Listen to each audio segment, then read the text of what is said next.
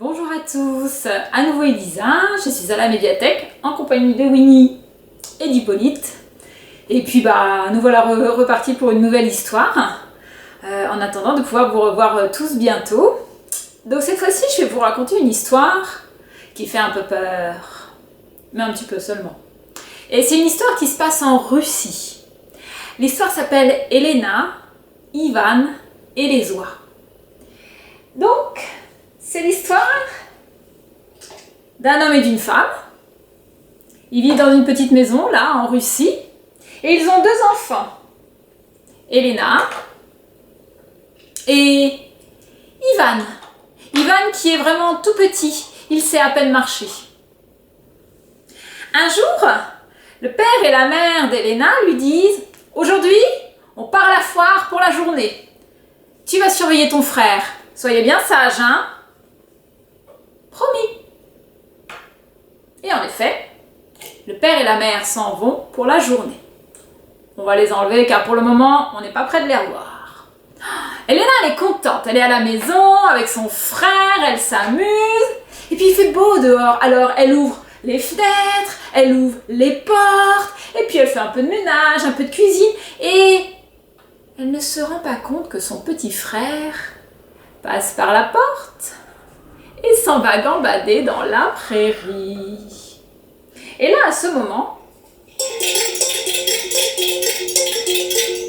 passent des oies sauvages, des très grandes oies sauvages. Et dès qu'elle voit le petit, elle s'approche et l'emmène.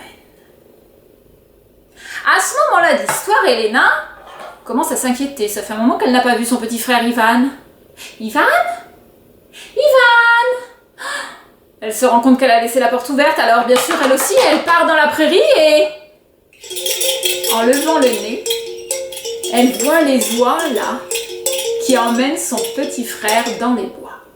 « Ivan !» crie-t-elle. Et la voilà partie à courir après les oies. Elle court dans la prairie, elle court et là, elle tombe sur un vieux poil tout noirci, tout rouillé. « Oh, s'il te plaît, dit-elle au poil. Aide-moi, s'il te plaît. Les oies ont emmené mon petit frère vers les bois. Moi, je veux bien t'aider, dit le poil. Mais il faudrait d'abord que tu manges l'un de mes petits pâtés tout brûlés. Tes pâtés? Mais j'ai pas faim, dit Elena. Moi, je veux qu'on m'aide. Tant pis, débrouille-toi. Et il la laisse tomber. Elle continue son chemin, elle court, et là, elle tombe sur un pommier. Elle lui dit la même chose. Pommier, s'il te plaît, aide-moi. Les oies, ils ont emmené mon petit frère vers les bois. Moi, je veux bien t'aider, dit le pommier. Mais il faudrait d'abord que tu manges l'une de mes pommes aigrelettes. Mais j'ai pas faim, moi, je veux pas de tes pommes, dit Elena. Eh ben, tant pis, débrouille-toi. Et elle repart. Elle court, elle approche de la forêt bientôt et là, elle tombe sur une mare pleine de lait. C'est comme ça en Russie, en tout cas, il y a a priori des mares pleines de lait. « Oh, s'il te plaît, dit-elle à la mare, aide-moi, je dois aller récupérer mon petit frère, les oies l'ont emmené vers les bois. »« Moi, je veux bien t'aider, dit la mare, mais il faudra d'abord que tu boives un peu de mon lait. »« Oh non, j'ai pas soif. Qu'est-ce que vous avez tous à me proposer à manger ou à boire? Moi, je veux juste qu'on m'aide. »« Eh bien, débrouille-toi, dit la mare. Et la petite Elena, elle repart. Elle arrive bientôt dans les bois. Les oies. Ça fait un moment qu'elles ont atterri dans les bois. Et là, juste à l'orée de la forêt, elle rencontre un cochon.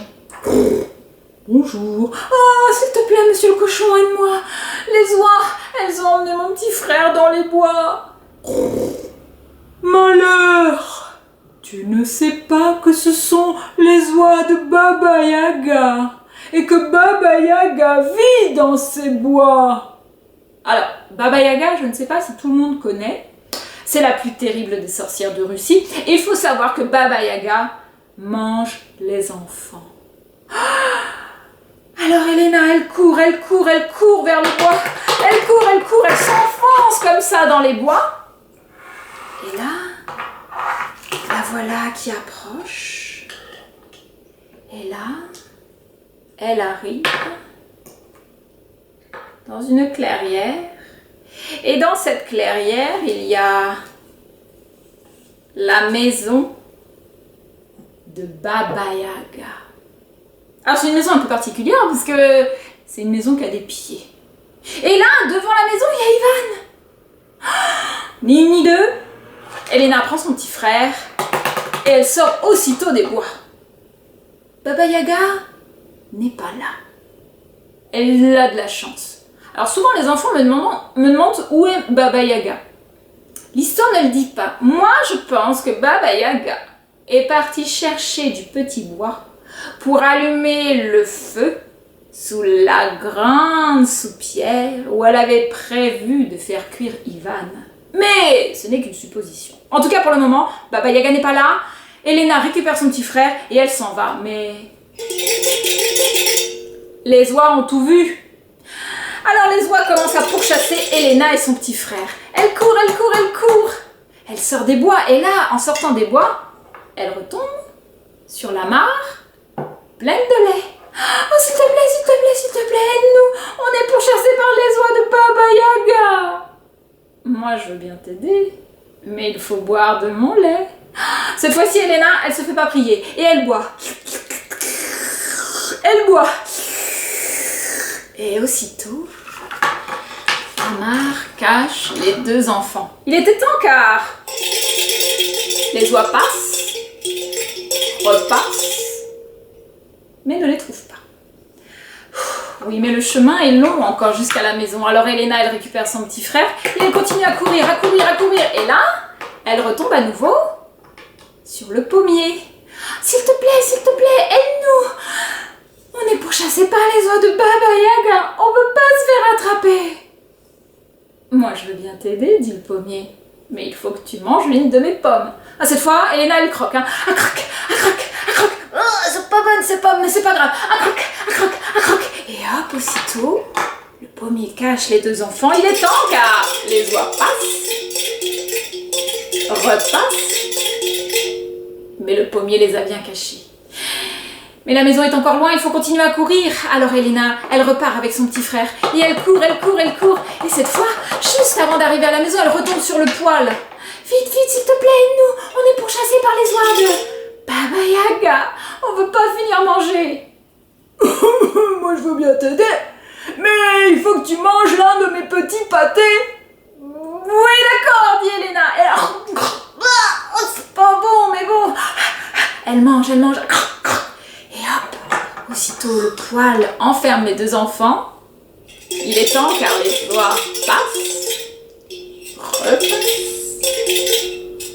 repassent, mais ne les trouvent pas.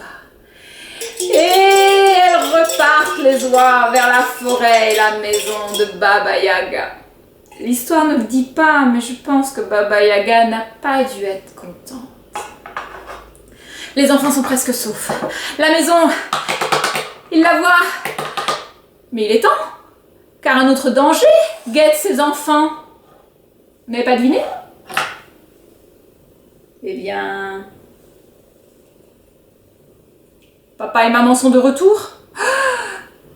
Heureusement, Elena et Ivan sont arrivés juste à temps. Et à part vous, Winnie, Hippolyte, moi, personne n'a jamais su ce qui s'était passé ce jour-là. Et je compte sur vous pour ne rien raconter. Chut. Ce serait dommage qu'Elena se fasse gronder quand même. Après tout ce qu'elle a vécu, la pauvre. Voilà. C'était l'histoire de Elena, Ivan et les oies. À bientôt!